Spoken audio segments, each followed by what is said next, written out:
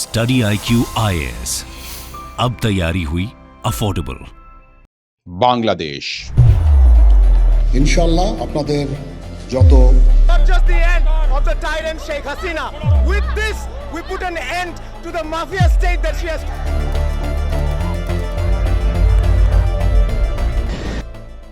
1 point demand protest के बाद PM Sheikh Hasina Bangladesh छोड़कर भाग गई और आज Nobel peace prize winner Mohammad Yunus को इंटर्म गवर्नमेंट का हेड बना दिया गया।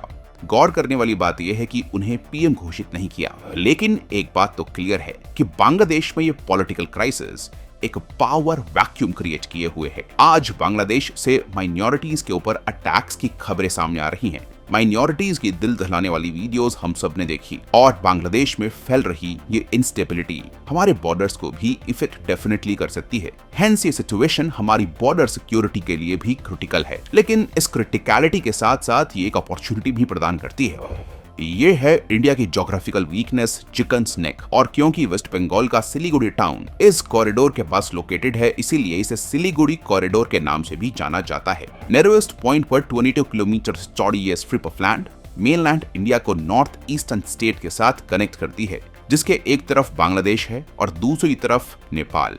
और यहाँ से चाइना ऑक्यूपाइड चुम्बी वैली सिर्फ 45 किलोमीटर दूर लोकेटेड है। और इसी बॉर्डर के उस पार चाइना की कंटिन्यूड रोड और एयर स्ट्रिप कंस्ट्रक्शन एक्टिविटीज इस रीजन की स्ट्रैटेजिक एंजाइटी को और बढ़ा देती है। और ये चाइनीज इंफ्रा पीएलए को रैपिडली मोबिलाइज करने की कैपेबिलिटी देता है और इसीलिए Indian army, Assam rifles, border security forces, ITBP और वेस्ट बंगाल पुलिस इस कॉरिडोर को गार्ड करती रहती है। और रिपोर्ट्स की माने तो रिसर्च एंड एनालिसिस विंग यानी कि रॉ भी यहाँ की एक्टिविटीज को कंसिस्टेंटली मॉनिटर करता है। यहाँ से क्रिटिकली इंपॉर्टेंट हाईवेज जैसे कि NH10 और NH27 पास होते हैं, जो सिविलियन एंड मिलिट्री सप्लाईज के लिए काफी इंपॉर्टेंट हैं। चाइना की इस कॉरिडोर से प्रॉक्सिमिटी इस एरिया को और भी सेंसिटिव बना देती है और हमारे डिफेंस आर्किटेक्चर में इस कॉरिडोर का डिफेंस टॉप प्रायोरिटी है और इसीलिए बागडोगरा एयरबेस यहीं लोकेटेड है। साथ ही साथ S-400 जैसे एक्सपेंसिव डिफेंस सिस्टम यहाँ पर प्लेस किए गए हैं। और तो और कमातपुरा लिबरेशन ऑर्गेनाइजेशन और उल्फा जैसी ऑर्गेनाइजेशंस इस रीजन में एक्टिव हैं, जो इसे और अनस्टेबल बना सकती हैं। हेंस ये बात तो श्योर है कि सिलीगुड़ी कॉरिडोर चाइना के अगेंस्ट डिफेंस के लिए इंडिया के लिए एट मोस्ट इंपॉर्टेंट है। और इस कॉरिडोर के साउथ ईस्ट में लोकेटेड है बांग्लादेश, जहां आज पॉलिटिकल केओस और इनस्टेबिलिटी छाई हुई है। तो दोस्तों, क्या सिलीगुड़ी कॉरिडोर को एक्सपैंड करने का आज राइट टाइम है? तो क्या आज की जियोपॉलिटिकल सिचुएशन को देखते हुए हमें इंडिया के इस चिकन स्नेक को टाइगर्स पॉ बना देना चाहिए? तो चलिए दोस्तों, जानते हैं इस वीडियो में। लेकिन आपको इस वीडियो के लास्ट में रिवील करूंगा कि चिकन स्नेक के अलावा इंडिया की एक और ज्योग्राफिकल वीकनेस जिसको भी आज हम करेक्ट कर सकते हैं। हेंस इस वीडियो को लास्ट तक जरूर देखें और टारगेट करते हैं इस वीडियो पे एटलीस्ट 20,000 लाइक्स के। लेकिन आगे बढ़ने से पहले मैं आपको बता दूं कि ये टॉपिक यूपीएससी GS2, GS3 और एसए के लिए काफी इंपॉर्टेंट है। और अगर आप भी यूपीएससी की तैयारी कर रही हैं तो आपको भी अपना विजन लॉन्ग टर्म रखने की जरूरत है। दोस्तों, आपको आज से ही जुटना होगा, आज से ही अपनी प्रिपरेशन स्टार्ट करनी पड़ेगी। यूपीएससी सिविल सर्विसेज एग्जाम एक ऐसा एग्जाम नहीं है जिसको आप सिर्फ 3 महीने में पढ़कर क्रैक कर पाएं। इसके लिए आपको लॉन्ग टर्म प्लानिंग की जरूरत है। और दोस्तों, इसीलिए स्टडी IQ आपके लिए लेकर आया है P2I फाउंडेशन बैचेस। तो दोस्तों, अगर आप भी यूपीएससी सिविल सर्विसेज की प्रिपरेशन कर रहे हैं तो आपको भी अपना विजन लॉन्ग टर्म रखना होगा, कंसिस्टेंटली मेहनत करनी पड़ेगी और डेली जुटकर लगना पड़ेगा। देखिए, ये एग्जाम ऐसा नहीं है जिसको आप सिर्फ 3 महीने में पढ़कर निकाल लें। और दोस्तों, इसीलिए आपको कमिटमेंट करने की जरूरत है। और जो लोग कमिटमेंट कर सकते हैं उनके लिए स्टडी IQ लेकर आया है P2I फाउंडेशन बैचेस। दोस्तों, इन बैचेस में एडमिशन लेकर आप अच्छे तरीके से अपनी प्रिपरेशन कर सकते हैं। इन बैचेस में आपको पर्सनल मेंटरशिप के द्वारा फुली सपोर्ट दिया जाएगा। इसके साथ साथ हर क्लासेस में आपको आंसर राइटिंग और MCQ प्रैक्टिस तो मिलेगी ही, लेकिन उसके साथ साथ हैंड रिटन नोट्स में मिलेंगे जो आपका बहुत टाइम सेव करेंगे। तो दोस्तों, अगर आप भी इस एग्जाम को एक बार सीरियसली देकर देखना चाहते हैं तो आपके लिए स्टडी IQ का P2I फाउंडेशन बैच है। तो दोस्तों, इन बैचेस में एडमिशन लेने के लिए आप मेरे कोड RT लाइव का इस्तेमाल कर सकते हैं और दिए गए इन सोशल मीडिया हैंडल्स पर आप मुझसे कांटेक्ट भी कर सकते हैं।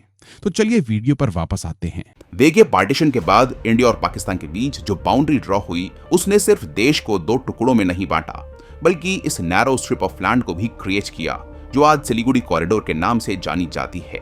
और 1950s के दौरान सिलीगुड़ी कॉरिडोर एक जियोपॉलिटिकल टिंडर बॉक्स था जो 4 देशों से घिरा हुआ था। नॉर्थ वेस्ट में नेपाल, नॉर्थ में सिक्किम जो तब एक इंडिपेंडेंट कंट्री थी, नॉर्थ ईस्ट में भूटान, साउथ में ईस्ट पाकिस्तान और यहां से सिर्फ 40 किलोमीटर दूर चाइना भी लोकेटेड था।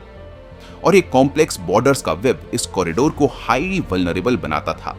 इस रीजन में कोई भी disruption effectively north eastern states को बाकी इंडिया से कट ऑफ कर सकता था, जो सीवियर स्ट्रैटेजिक और इकोनॉमिक चैलेंजेस पोज करता था।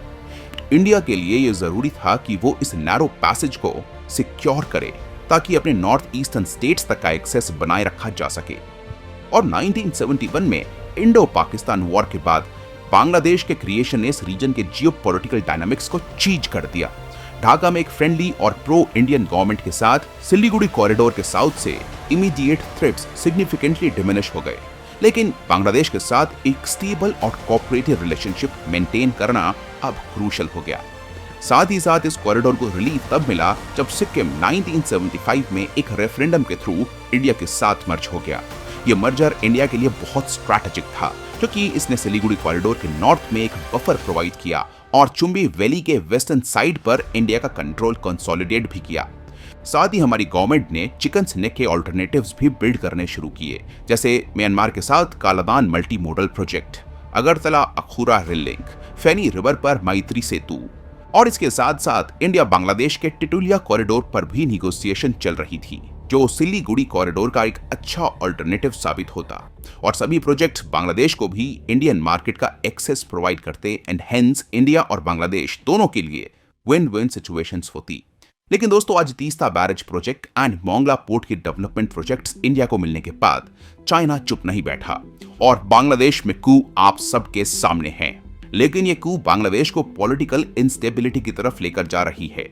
हेंस क्या हमें आज सिलीगुड़ी कॉरिडोर को एक्सपैंड करना चाहिए? चलिए जानते हैं। इस मुद्दे पर इंडिया में 2 स्कूल ऑफ थॉट्स प्रिवेल करते हैं। पहला है रेडिकल स्कूल ऑफ थॉट, जिसके अकॉर्डिंग आज बांग्लादेश के पॉलिटिकल केओस का फायदा उठाते हुए हमें डेफिनेटली सिलीगुड़ी कॉरिडोर के साउथ के एरिया को एनेक्स करना चाहिए और सिलीगुड़ी कॉरिडोर को एक्सपैंड। वही दूसरा स्कूल ऑफ थॉट कहता है कि हमें ऐसा नहीं करना चाहिए और बांग्लादेश में ऑर्डर रिस्टोर होने के बाद टिटुलिया कॉरिडोर जैसे प्रोजेक्ट्स पर निगोशिएट करना चाहिए। चलिए सबसे पहले हम सेकंड स्कूल ऑफ थॉट की बात करते हैं। तो अगर आज हम मिलिट्री एक्शन से बांग्लादेश के इस पीस ऑफ लैंड को कैप्चर करते हैं तो हमें इंटरनेशनल बैकलैश का सामना करना पड़ेगा। 2014 में रशिया ने अपने ब्लैक सी के एक्सेस को बेहतर करने के लिए क्रीमिया को एनेक्स किया, जिसके बाद रशिया पर सीवियर इंटरनेशनल सैंक्शंस लग गए और इसी वजह से आज रशियन इकोनॉमी भी टोटली बर्बाद हो चुकी है।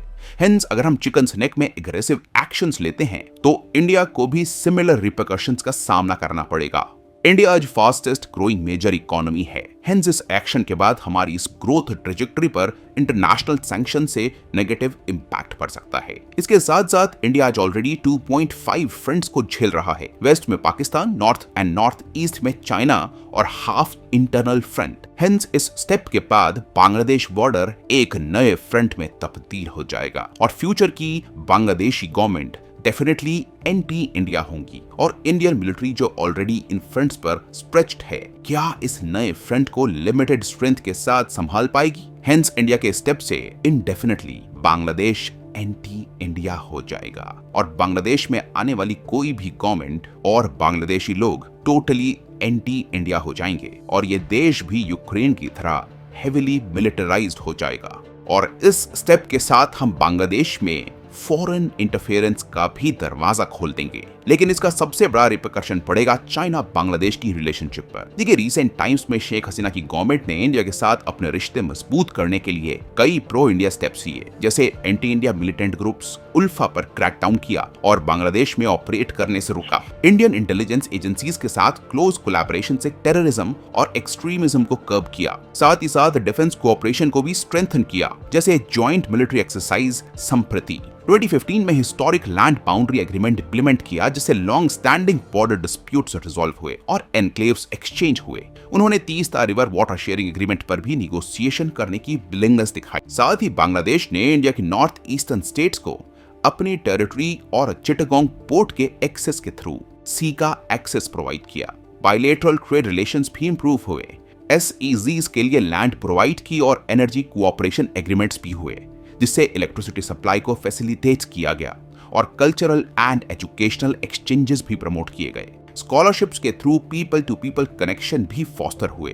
और दोस्तों, इन सभी स्टेप्स के चलते इंडिया और चाइना के बीच बांग्लादेश में चल रहे इस ग्रेट गेम में शेख हसीना की गवर्नमेंट के अंडर इंडिया की स्ट्रैटेजिक जीत दिखाई दे रही थी। लेकिन इंडिया के ऐसे स्टेप के बाद डेफिनेटली बांग्लादेश प्रो चाइना हो जाएगा, जो इंडिया के लिए एक मेजर कंसर्न साबित हो सकता है। नेक्स्ट आते हैं फाइनेंसेस पर। यह स्टेप लेने के बाद इंडिया को इस रीजन में हेविली इन्वेस्ट करना होगा और ऑलरेडी स्ट्रेच बजट के साथ साथ इस स्टेप के बाद इंडिया इकोनॉमिक क्राइसिस में भी एंटर कर सकता है।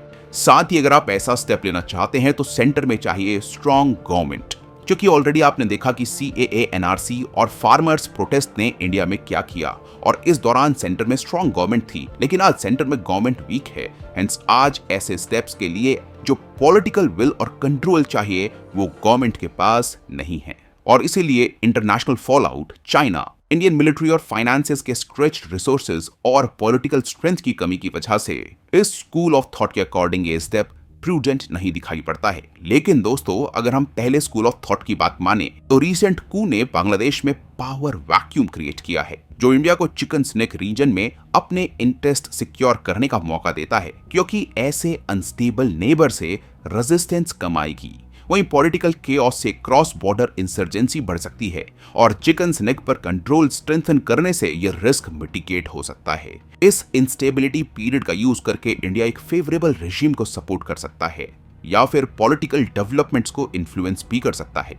हेंस दोस्तों, इस स्कूल ऑफ थॉट के अकॉर्डिंग आज हमें ये स्टेप जरूर लेना चाहिए और अपने चिकन स्नेक को एक्सपैंड करना चाहिए। लेकिन दोस्तों, आज अगर हम चिकन स्नेक को एक्सपैंड करते हैं तो क्या हमें त्रिपुरा में हर बताली और सबरूम के पास लोकेटेड इस पीस ऑफ लैंड को नहीं देखना चाहिए, जो नॉर्थ ईस्ट इंडिया को बे ऑफ बंगाल का डायरेक्ट एक्सेस दे सकता है? तो दोस्तों, आप इन दोनों स्कूल ऑफ थॉट्स में से किसके साथ एग्री करते हैं, कमेंट्स में जरूर बताएं। इसके साथ साथ ये भी जरूर बताएं कि इंडिया आज के टाइम पर और क्या स्टेप्स ले सकता है सो दैट इंडिया अपने बॉर्डर्स को सिक्योर कर सके। इसी के साथ ये वीडियो यहीं समाप्त होती है। आशा करता हूं कि आपको ये वीडियो पसंद आई होगी और इस बार टारगेट करते हैं इस वीडियो पे एटलीस्ट 20,000 लाइक्स के।